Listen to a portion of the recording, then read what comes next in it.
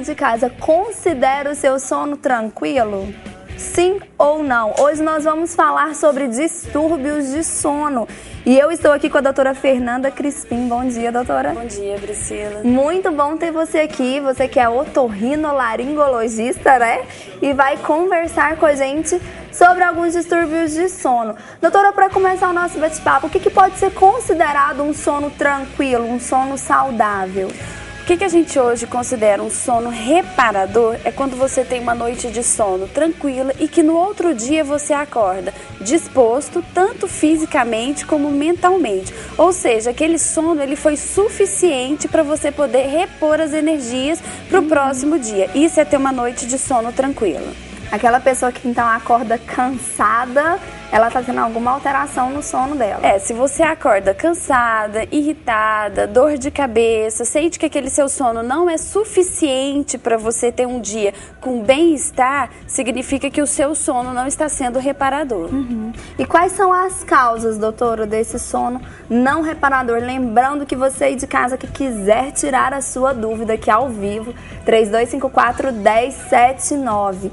Quais são as causas, doutora, desse sono não reparador? O que pode estar causando para a pessoa estar acordando com essa sensação de cansaço, de que precisava ter dormido mais? Então, existem algumas doenças que ocorrem durante o sono, algumas doenças do sono que levam você a ter um sono de qualidade ruim, como a apneia do sono. O paciente que ronca muito, para muito de respirar durante a noite, tem um sono muito fragmentado. Esse sono fragmentado, ou seja, um sono com vários despertares, que às vezes a pessoa nem percebe isso durante a noite, cai a oxigenação durante a noite, a pessoa acorda cansada, indisposta, dor de cabeça. Doutora, a apneia do sono, geralmente até, por exemplo, quem é casado é a esposa que percebe, né?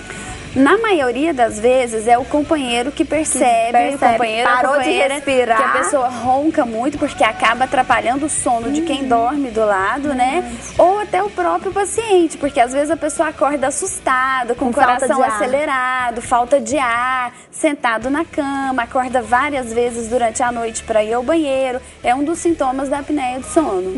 E o que causaria ela?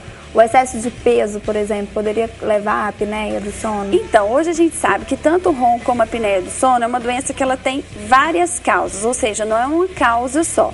A obesidade é um dos principais fatores de risco, tanto para o ronco como para a apneia do sono. Agora, existem outros fatores. Existe a predisposição familiar, ou seja, nem todo obeso, nem toda pessoa que está acima do peso tem apneia do sono. E tem pessoas magras que também têm a apneia do sono. E outros fatores também, questão de obstrução nasal, amígdala muito grande, tamanho de mandíbula, maxila, o paciente que ele tem um queixinho muito para trás, o retrognata, é um paciente que tem uma predisposição maior tanto para o ronco como para a apneia do sono.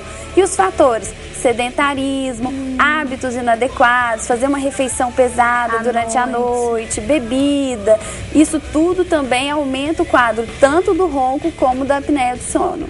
E tirando aí a apneia e o ronco, o que mais poderia levar a esse sono não reparador, a esse sono não saudável, digamos assim, né?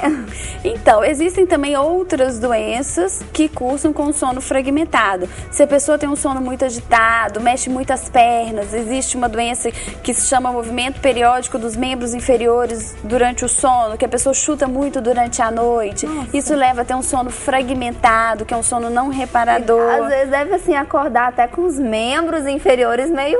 Acorda cansada, né? Dolorida, não descansou, né? Exatamente, né? Os hábitos inadequados, a privação de sono. Hoje em dia a gente tem muito privação de sono. Por quê? Acontece muito, principalmente com o jovem. Trabalha durante o dia, faz a faculdade à noite, aí chega em casa muito tarde, demora a dormir, no outro dia tem que acordar cedo, né? Então não tem aquele tempo de sono suficiente. Os trabalhadores em turno, as pessoas que trabalham à noite também não conseguem repor um sono de qualidade durante o dia. Então são vários fatores que afetam a qualidade do sono. E doutora, é verdade aquelas coisas, o pessoal geralmente dá algumas dicas, né?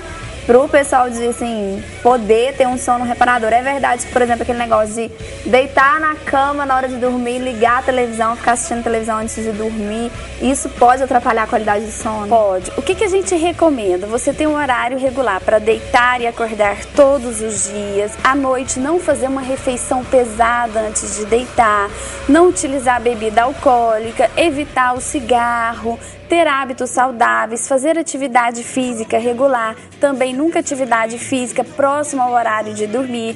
Se você for para academia e você vai querer fazer um spinning, uma corrida durante a noite, isso pode atrapalhar você iniciar o sono, porque vai aumentar a temperatura corporal, vai deixar você mais alerta, aí você vai chegar em casa, vai ter uma dificuldade maior para poder iniciar o sono no horário mais cedo, no período mais cedo, certo? Ter um ambiente bem confortável, uma cama confortável, travesseiro confortável, baixa luminosidade, um ambiente sem ruídos, um ambiente tranquilo, propício para você ter uma noite de sono adequada. Para poder dormir bem. Doutora, e o sonâmbulo?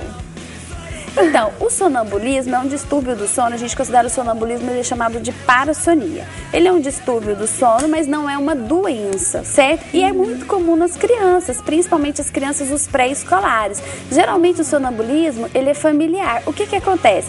A pessoa ela tem movimentos, ela pode levantar, sentar, conversar, fazer atividades, abrir os olhos, mas na verdade ela está em sono, não lembra. Certo? Não lembra de nada do que acontece. Mas ela, quando ela acordar, ela vai sentir que ela descansou. Ela não vai ter essa... Olha, o que acontece geralmente é o seguinte, o sonambulismo ele tende a diminuir à medida que a criança vai crescendo. Algumas pessoas persistem com sonambulismo na adolescência e na idade adulta. Então, por exemplo, quando aquela pessoa tem muita privação de sono ou tem um estresse muito grande, uma febre, alguma coisa, aquilo ali pode acontecer.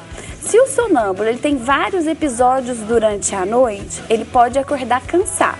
E a família também tem muita preocupação, porque a família também fica cansada, porque se vamos supor, a criança ou adolescente ele levanta muito, a ou mãe às não vezes dorme tranquila, né? Dorme já preocupada. Exatamente, porque se você pegar a criança, conduzir ela de volta para a cama, colocar ela para dormir, no outro dia ela acorda tranquila. Só que tem pessoas que têm episódios de sonambulismo mais intensos, que chegam a se machucar, sair de casa, são alguns casos, não são casos muito frequentes disso acontecer. Então, o que deve se fazer com um paciente sonâmbulo? Proteger a casa, proteger as janelas, escadas, colocar grade, esconder a chave onde o sonâmbulo, onde a criança não vai encontrar, certo? Guardar os objetos cortantes, facas, tesouras, que ela pode se machucar, ela pode ter movimentos durante a noite. Percebe, né? Não, ela está dormindo, ela não tem consciência, tanto é que no outro dia não lembra. De nada. Nós temos uma participação. Alô, bom dia.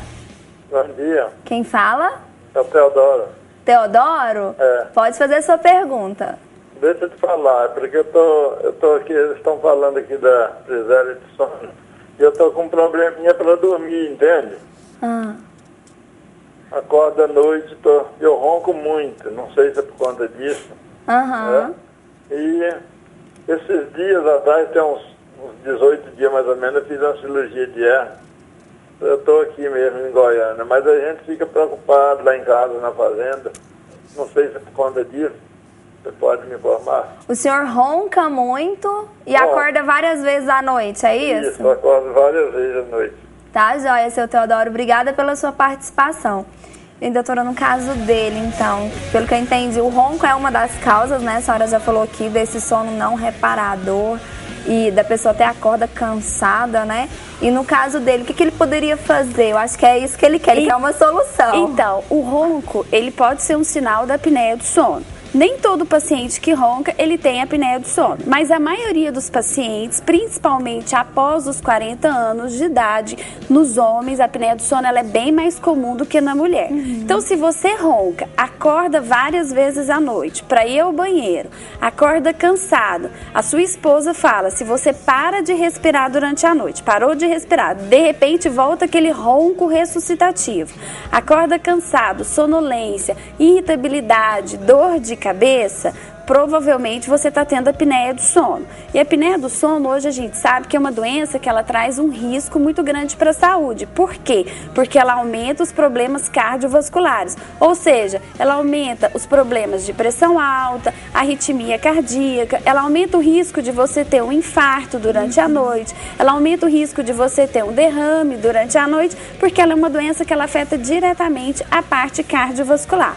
Então, se você está tendo um desses sintomas, você tem que procurar um médico especialista na parte de sono, né? Fazer o exame do sono, que é a polissonografia, onde vai ser detectado se você só ronca, se você tem apneia, qual grau de apneia você tem,